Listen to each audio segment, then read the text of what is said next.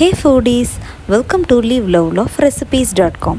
இன்றைக்கி நம்ம சேனலில் நம்ம பார்க்க போகிற ரெசிபி என்னன்னு பார்த்தீங்கன்னா ஒரு சூப்பரான MTR ஸ்டைல் ரவா இட்லி நம்ம வீட்டிலேயே எப்படி செய்யலாம் அப்படின்றது தான். பொதுவாகவே இந்த ரவா இட்லியோட கோகனட் சட்னி மற்ற சட்னி எல்லாம் பேர் பண்ணி சாப்பிட்டா நல்லா தான் இருக்கும். ஆனால் இது கூட ஸ்பெஷலாக வெஜிடபிள் சாகு வச்சு சாப்பிட்டு பாருங்கள், டேஸ்ட் வேறு லெவலில் இருக்கும். கண்டிப்பாக இந்த ரெசிபி நீங்களும் ட்ரை பண்ணி பார்த்துட்டு எப்படி வந்தது அப்படின்றத கமெண்ட்ஸில் சொல்லுங்கள். இந்த சைட் டிஷ் ரெசிபிக்கான வீடியோ லிங்க்கை நான் கீழே உள்ள டிஸ்கிரிப்ஷன் பாக்ஸில் கொடுக்குறேன், கண்டிப்பாக செக் பண்ணி பாருங்கள். வாங்க இது எப்படி செய்யலான்றதை பார்க்கலாம். ஃபர்ஸ்ட் இதுக்கு நம்ம ஒரு சாஸ்பேனில் 2 டேபிள் ஸ்பூன்ஸ் அளவுக்கு ஆயிலை ஹீட் பண்ணிக்கலாம். ஆயில் நல்லா சூடானதுக்கு அப்புறமா 1 டேபிள் ஸ்பூன் அளவுக்கு கடுகு உளுந்தம்பருப்பு தாளிச்சிடுங்க. இதெல்லாம் நல்லா பொரிஞ்சு வந்ததுக்கு அப்புறமா 1 டீஸ்பூன் அளவுக்கு கடலைப்பருப்பையும் ஆட் பண்ணி நல்லா கலர் சேஞ்ச் ஆகிற வரைக்கும் சாட்டே பண்ணிக்கோங்க. இப்போது விதையை நீக்கிட்டு 3 மிளகாவை நல்லா பொடியாக சாப் பண்ணி வச்சுருக்கேன், அதையும் ஆட் பண்ணிக்கலாம். உங்களுக்கு காரம் இருந்ததுன்னா ஓகே அப்படின்னிங்கன்னா நீங்கள் விதையோட கூட பச்சை மிளகாயை நல்லா பொடியாக சாப் பண்ணி ஆட் பண்ணிக்கலாம். இப்போது ஒரு 2 to 3 டேபிள் ஸ்பூன்ஸ் அளவுக்கு கிரேட்டட் கேரட்டை போட்டு நல்லா சாட்டே பண்ணிக்கோங்க. கேரட் நல்லா வதங்கி வரும்போதே கொஞ்சமாக ஒரு 1/4 டீஸ்பூன் அளவுக்கு மஞ்சள் தூள் ஆட் பண்ணிவிட்டு நீங்கள் சாட்டே பண்ணி விட்டுக்கோங்க.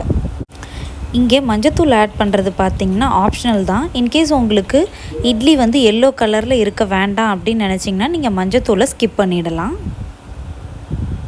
இப்போது கேரட் நல்லா வதங்கினதுக்கு அப்புறமா இதில் ரவையை ஆட் பண்ணிக்கலாம். இன்றைக்கி நான் பார்த்திங்கன்னா 1.25 கப் ரவை ஆட் பண்ணியிருக்கேன். 1/2 கப் மெஷர்மெண்ட்டில் இருக்கிற கப்பில் ஆட் பண்ணதுனால 2 தடவை ஆட் பண்ணியிருக்கேன். இப்போது ரவையை ஆட் பண்ணிவிட்டு எல்லாத்தையும் நல்லா கலந்து விட்டுறலாம். இந்த 1.25 கப் ரவைக்கு நம்மளுக்கு கிட்டத்தட்ட 9லேருந்து 10 இட்லி கண்டிப்பாக கிடைக்கும். இதை நல்லா சாட்டே பண்ணி விட்டுருங்க. ஒரு 6 to 7 மினிட்ஸ் லோ ஃப்ளேம்லேயே வச்சு இதில் அந்த நட்டி ஸ்மெல் வர்ற வரைக்கும் நீங்கள் சாட்டே பண்ணிகிட்டே இருந்தீங்கன்னா தான் நம்மளுக்கு ரவா இட்லி சூப்பராக கிடைக்கும். இதை பொறுமையாக இந்த மாதிரி சாட்டே பண்ணதுக்கு அப்புறமா இறக்க போகிறதுக்கு ஒரு 1 or 2 மினிட்டுக்கு முன்னாடியே நல்லா பொடியாக சாப் பண்ணி வச்சுருக்கிற கொத்தமல்லி இலையை போட்டுட்டு நல்லா கலந்து விட்டுட்டு அதுக்கப்புறமா ஃப்ளேமை சுவிட்ச் ஆஃப் பண்ணிவிட்டு கம்ப்ளீட்டாக ஆற வச்சுருங்க. இது நல்லா ஆறுனதுக்கப்புறம் தான் அடுத்த ஸ்டெப்புக்கே நீங்கள் ப்ரொசீட் பண்ணணும். இப்போ நம்ம ஆற வச்சுருக்கிற ரவா மிக்ஸை ஒரு பவுலில் ஆட் பண்ணிக்கலாம். இது கம்ப்ளீட்டாக ஆறிடுச்சு. இப்போது நான் எந்த கப்பில் 1.25 கப் அளவுக்கு ரவா ஆட் பண்ணணும் அதே கப்பில் 1 கப் அளவுக்கு கெட்டியான புளிக்காத தயிர் ஆட் பண்ணிக்கிட்டேன். கூடவே இதுக்கு தேவையான அளவுக்கு உப்பையும் ஆட் பண்ணிவிட்டு இது எல்லாத்தையும் ஃபஸ்ட்டு நல்லா கலந்து விட்டுறலாம். உப்பு தயிர் இதெல்லாம் நல்லா ஓரளவுக்கு மிக்ஸ் ஆனதுக்கப்புறமா இதில் நம்ம தண்ணி ஆட் பண்ணிக்கலாம். தண்ணியை ஒரே சமயத்தில் நிறைய ஆட் பண்ணிடாதீங்க. ஃபஸ்ட்டு 1 கப் ஆட் பண்ணுறேன், இதை நல்லா கலந்து விடலாம். அதுக்கப்புறமா இன்னும் 1 கப் ஆட் பண்ணிவிட்டு இதை நல்லா கலந்து விட்டுறலாம். இதை நல்லா கலந்து விட்டுட்டு இந்த மாதிரி நல்லா பைண்ட் ஆகி வந்ததுக்கப்புறமா ஒரு 10 மினிட்ஸ் ரெஸ்ட் பண்ணி வைங்க. ரெஸ்ட் பண்ணுற நேரத்தில் நல்லா இது தண்ணி அப்சார்ப் பண்ணிக்கும். அதனால் மறுபடியும் ஒரு 2 to 4 டேபிள் ஸ்பூன்ஸ் அளவுக்கு தண்ணி ஆட் பண்ணி நம்ம இட்லி பேட்டர் கன்சிஸ்டன்சிக்கு கொண்டு வந்துடுங்க. இப்போது கன்சிஸ்டன்சி கரெக்டாக வந்ததுக்கு அப்புறமா இதில் முக்கியமான ஒரு இன்க்ரீடியன்ட் சேர்க்கணும், அதுதான் fruit salt. Eno fruit salt ஒரு 1/2 டீஸ்பூன்லேருந்து 1 டீஸ்பூன் வரைக்கும் ஆட் பண்ணிவிட்டு எல்லாம் நல்லா கலந்து விட்டுருங்க. நீங்கள் ஃப்ரூட் சால்ட்டை ஆட் பண்ண உடனே நம்மளுக்கு நல்லா பப்ளியாக ஆகும் நம்மளோட மாவு.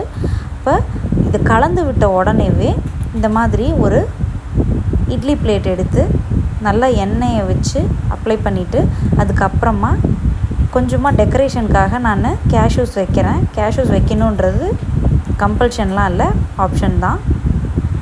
இப்போது நம்ம ரெடி பண்ணி வச்சுருக்கிற பேட்டரை இந்த குழியில் ஊற்றிட்டு இதை நம்ம எடுத்து ஸ்டீம் பண்ண வைக்க வேண்டியதுதான். ஈனோ போட்டதுக்கு அப்புறமா ரொம்ப நேரம் மாவை அப்படியே வச்சுருக்கக்கூடாது.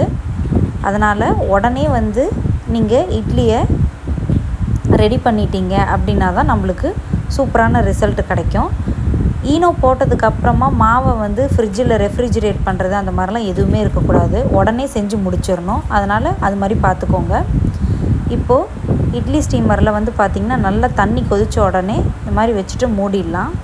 இப்போது நம்மளோட சூப்பரான மெது ரவா இட்லி ரெடி ஆகிடுச்சு. அப்படியே எம்டிஆர் ஸ்டைலில் சூப்பர் டேஸ்டியாக இருந்தது. கண்டிப்பாக இந்த ரெசிப்பியை நீங்கள் வெஜிடபிள் சாகுவோடு ட்ரை பண்ணி பாருங்கள். செம்ம டேஸ்டியாக இருக்கும். இந்த சாகுவை சப்பாத்திக்கும் தொட்டுக்கலாம். இதுக்கான ரெசிபி லிங்க்கை நான் டிஸ்கிரிப்ஷன் பாக்ஸ்லேயும் ஐகார்ட்லேயும் கொடுக்குறேன். கண்டிப்பாக செக் பண்ணி பாருங்கள். இந்த ரெசிபி உங்களுக்கு பிடிச்சிருந்ததுன்னா மறக்காமல் நம்ம சேனலை சப்ஸ்கிரைப் பண்ணுறதோட மட்டும் இல்லாமல் உங்கள் ஃப்ரெண்ட்ஸ் அண்ட் ரிலேட்டிவ்ஸ்க்கும் ஷேர் பண்ணுங்கள். தேங்க்ஸ் ஃபார் வாட்சிங்.